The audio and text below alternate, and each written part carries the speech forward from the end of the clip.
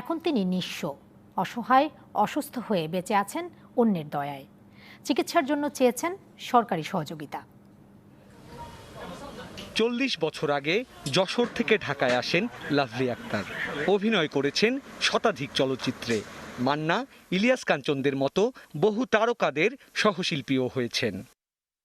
নায়িকা বা পার্শ্ব চরিত্রে নয়, লাভলি অভিনয় করতেন জুনিয়র অ্যাক্টর হিসেবে, প্রচলিত ভাষায় এক্সট্রা শিল্পী। 7 বছর আগে দুর্ঘটনায় মারা যায় লাভলির ট্রাক ড্রাইভার স্বামী হবি মিয়া। এরপর থেকে নিঃসন্তান লাভলির জীবন কাটছে মগবাজার গাবতলা বস্তির এক কামরার ঘরে। যে যা দেয় একটু বাজার করি, একটু ওষুধ কিনি, এই চলে। ডাক্তারে যা খাইতে কয় পাবো কনে। তার কাটা ফুটে ডায়াবেটিক রোগী লাভলির পায়ে ধরেছে পচন, সেই সঙ্গে আছে শ্বাসকষ্টের সমস্যা।